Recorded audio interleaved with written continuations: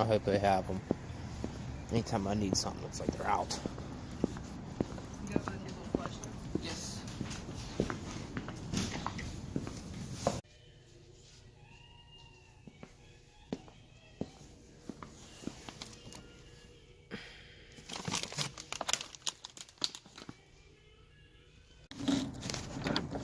I'm paying for them. I go in there, and guy's like, "You doing struts?" Like, apparently, it says fucking struts set on there. Got to come in here and get a heater for a friend who's having an emergency in their house. Home heat isn't working, so I'm gonna get him a oil-fired electric wall. Yeah, you'll see if I can find one here.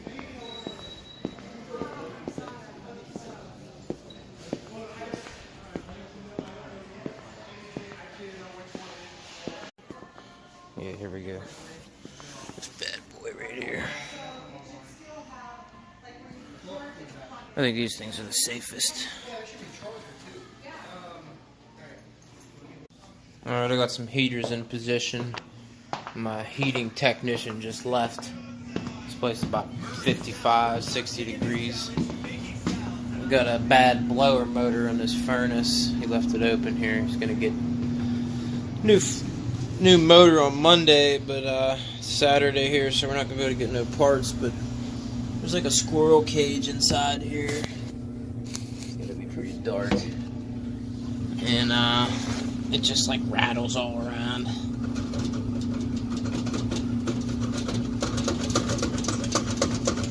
So when you turn it on, it just goes nuts.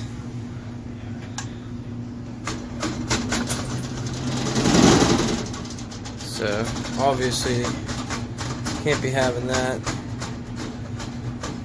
Get this thing repaired. Have another happy customer, hopefully. Now we're off to the junkyard for the half-off sale. All right. Here in the 240 at the junkyard, I open up the glove box. Haynes manual, 76 through 93. It's pretty much all of them.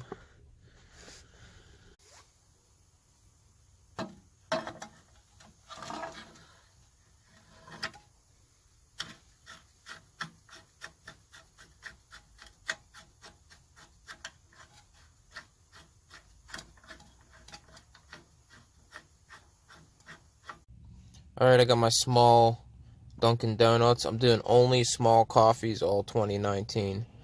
I got my small coffee. I'm here at O'Reilly Auto Parts. They just put one of these things in about 3 miles from my house. And I got to the point where I hate AutoZone so much that I'll go out of my way. So I want to try one of these places. Just getting a fucking socket in here and some windshield wipers. We'll see what the fuck they got. Alright. Alright, here we go. Get the pipe wrench in there. Yonder leverage. Channel locks. Nice and hot. Oh, fuck. I'm gonna need 2 hints.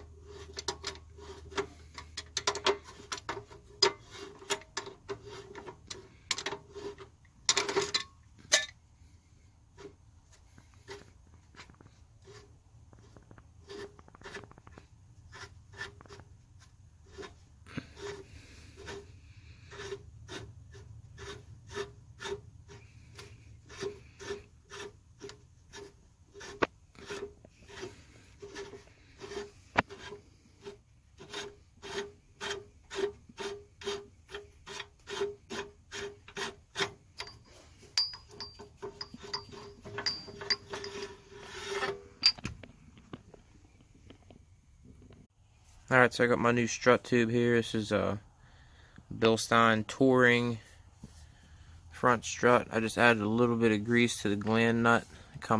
It'll come with gland nuts in the box, or at least it should. You should probably put anti-seize on here, but I didn't have any. So really now all you do is just slide this thing in there and tighten this back up with your channel locks and pipe wrench rig you got. So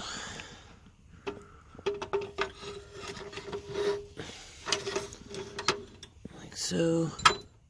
I kind of like make sure it goes all the way down, and you just tighten her up by hand at first.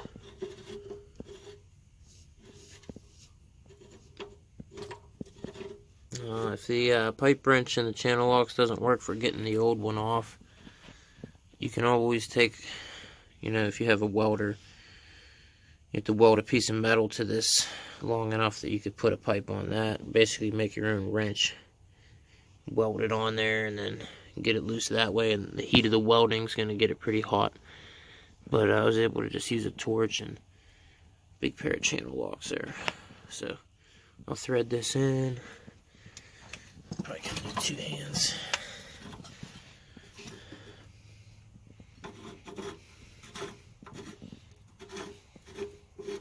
It's like a super fine thread.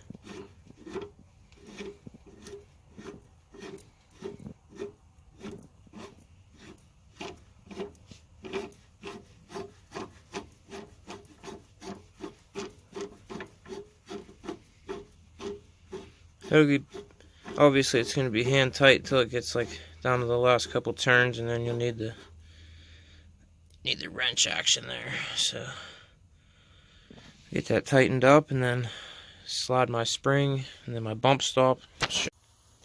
Alright, I just got my first shock insert installed. I got the spring compressed. I forgot to put my bump stop on there. I had to take the top back off.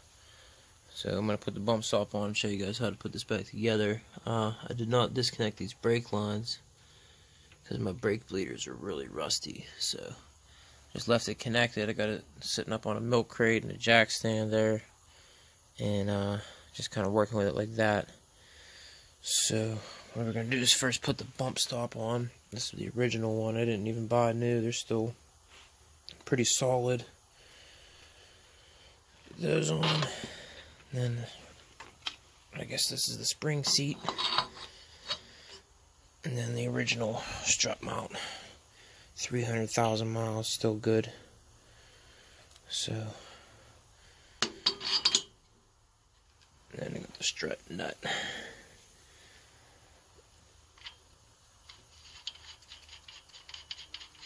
It's 24 millimeter, and top of the strut is like a T30, or I don't know what this is. Star key. You gotta hold that through the socket, and I got a pipe wrench on it, so get that thing tightened down.